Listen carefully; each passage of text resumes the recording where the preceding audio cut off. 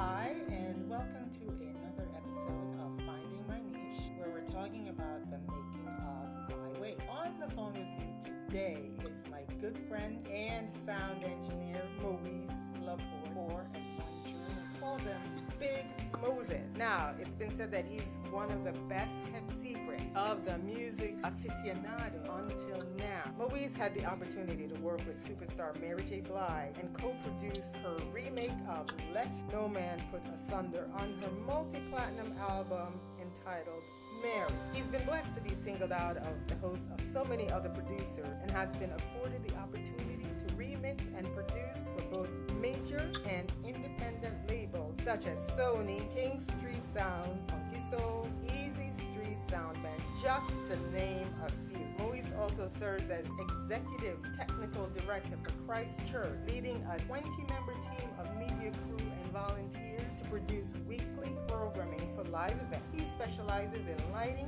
electrical, video, and audio engineering and program. And as somebody puts it, he is down to earth, good-humored, laid back, and an absolute pleasure to work with. And I 100% wholeheartedly agree with that assessment. Hey Maurice, how are you? It's good to hear from you. What's going on? I'm chilling. This is great. Is it? All right, so we are talking about the making of Why Wait, but before we get into that, you know we're in a pandemic, right? So where have you been sheltering during this pandemic? Well, at home, mainly, but we actually got very busy at the church, so it was probably maybe a 2 or 3 week sheltering. Then after that, we started recording the services, and even though we work less, I feel like we work just as much as we did before. We've been really busy producing the weekend services, so I was for like 3 weeks, and then we've been busy ever since. Right. Yeah. But you're also, doing recordings for other aspects of the ministry. Correct. So yes. The added recording of the other ministries and all the other, I don't know if it's commercials or whatnot, is added on because now you have to record stuff in advance for some of the praise and worship is what I've been told. Correct. We record it on Tuesdays, and we just make sure it's nice and clean and clear and tight, and then, just play it back on the weekends, just for the online church experience. Basically, we've created an online church, which we've always kind of had, but we just our live services where this is strictly for online. Yeah, so we just basically made a third campus, if you will. Right. Montclair, Rockaway, and now CC Online. And I'm guessing that's a lot of work. Now, are you guys in a groove now so that it's not as overwhelming, or is it still the same amount of work and time? It's the same amount of work and time. It's just different. Before it was live, you have people in the audience. Now it's not, but we treat it as if there were people in the audience. So it's the same amount of work, but it's just no one's there. Right. Were you guys, because, I know that for me, while I was, kind of social distancing and shelter, I wasn't able to see my extended families. I have brothers and sisters in New Jersey, which is where we are. But I wasn't, we weren't able to even get together social distance wise. Were you able to do that with any of your extended family? Because I know you have your one kids and everything. You guys were in your own little sheltering, but were you able to see other family members? Yeah, we have a huge family, and out there where we live, I've got 5 brothers and sisters. I've got 3 sisters, 3 brothers. So me and my 2 sisters, we live up in Pennsylvania with, they live with their families, and also my niece. Right. So we kind of came together when the pandemic slowed down a little bit. So we were able to, maybe come together, and we're all huggers. So it's like, just couldn't do that. We just kind of said, hey, what's up? Elbow bump, and kept it moving. You know what I mean? So, but it was, I got a chance to see my family. But that's hard. That's the hard part of, being a hugger. It's like you see your friends, you see your family, and you usually just go up to them and hug them. And now it's just like you have to literally stop yourself from doing it. That's hard. Yeah, it is hard. All right, so we're talking about the making of Why Wait. And the question I've been asking is, how did you come to working on this project? Well, you asked. No, yeah, you did. You needed help. Remember, because at first it was like you had everything, and so it just needed to be edited. Yes. So when I took it to my guys, right, they're like, well, well, this needs to do this needs to do that. And my guys, they got busy doing things, and I didn't want to not, assist with this. And then it's like, hey, you know what? Let's do it again. And I decided to call Christian, like, hey man, like there's this project. I think this will be good for us. Let's do it. Christian is just a down guy. He's like, cool, let's go. Yeah. And it was so that's how I got involved. I wanted, I like the script. I like what I saw before. Thank you. And, we're technical guys. I'm like, all we have to do is this and this. Right. It'll be cool. Yeah. The script is there. You guys are great actors, and so thank you. Yeah, you guys are good. If you weren't, I'd be like, all right, well. Well, it's funny because I do remember coming to you because I did, and it was weird because we were just talking, and I remember we were standing in the hallway, and I said, do you know anybody that I think it was putting music to a movie? And you looked at me and you're like, yeah, that's what I do. And I was like, really? And you're like, yeah. And I was like, oh, okay. And then I was like, do you know an editor? And you're like, yeah, I have a crew. And I was like, oh, okay, that would be wonderful. And so it was just one of those things where, and it's so strange because you're in a ministry together, or you work with somebody, or you go to church with people, and you don't really know what. So you're in the media ministry, and I was in the praise and worship, but we didn't know each other and what we did. And I've seen you at other events because I remember doing, I think it was the WOW conference, and you were there doing sound, and I was like, okay, he does sound. That's what he does because that's what I was introduced. And so when we were talking, I was like, oh, I need someone to put music to a movie. You're like, yeah, that's what I do. I was like, oh, okay, a whole other facet. And then you're like, and I have a crew. And I was like, oh, okay, you have a crew. That's awesome. Yeah. I don't know why we don't. I mean, well, first of all, at church, I'm there for a totally different, it's like I'm there for God, I'm there for the ministry, so I'm there to push that forward, not me. You know what I mean? So that's one thing. I'm not gonna, talk about that, if you will. But if conversation comes up, sure, yeah. That's how we get to know each other. But it's true, I guess we don't talk enough about the other things that we do outside of church when we're at church or whatever. I guess, but I feel like it's the individual because I do know that there are people, and it doesn't matter at church or not, where they're going to push their agenda. I guess you're right. You know what? Maybe that's because I do hear people. Yeah, you know what? You're right. Because people, you're right. Yes. So I think it's just the individual, and you being that individual that you're in church and you're doing what it is that there. And if somebody asks you, then you're going to respond, but you're not going to volunteer your information.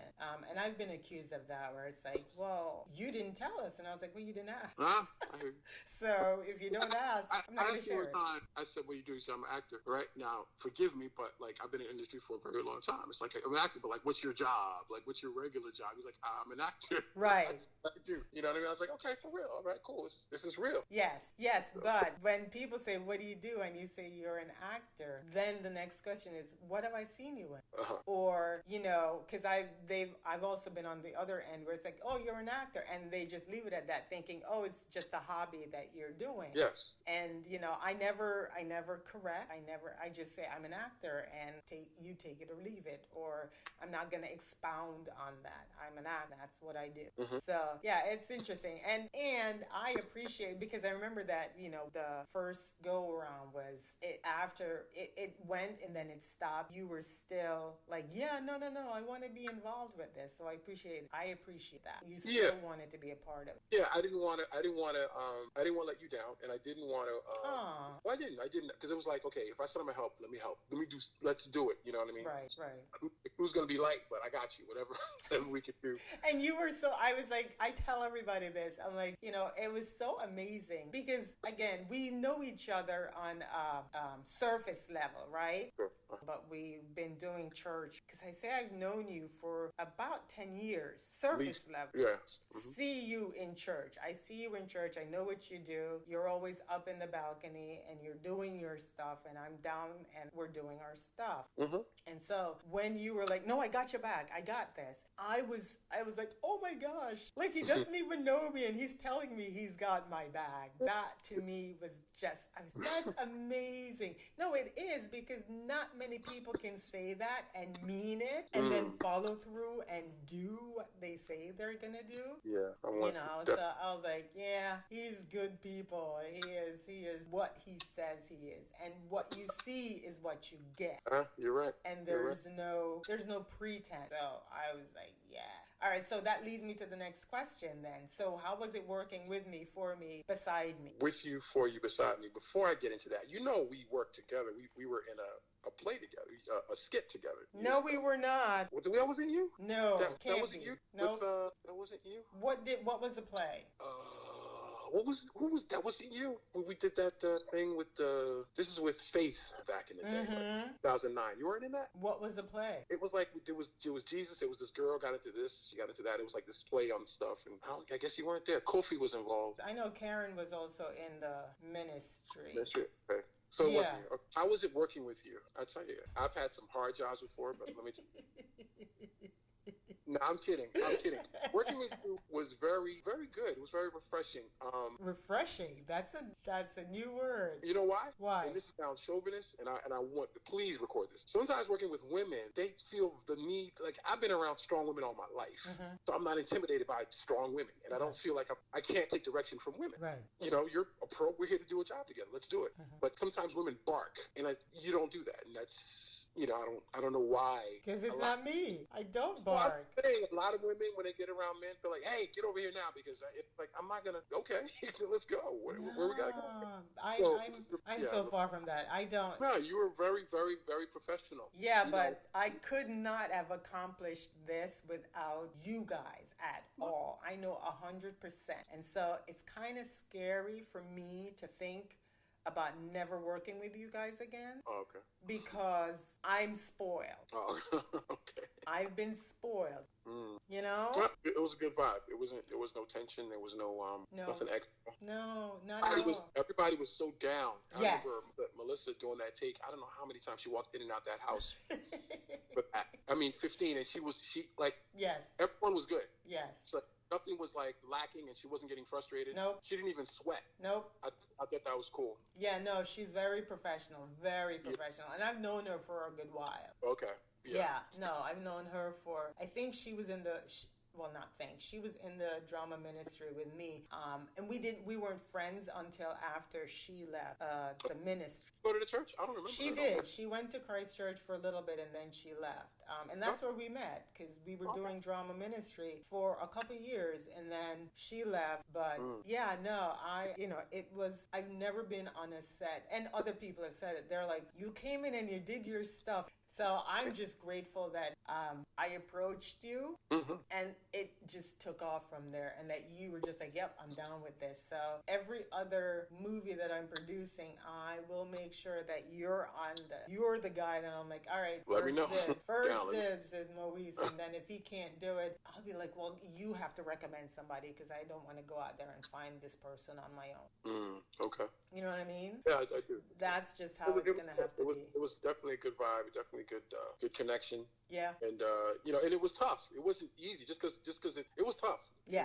It was when I say tough, meaning getting there, getting in those positions, getting out of the and we joked, we laughed. Yes.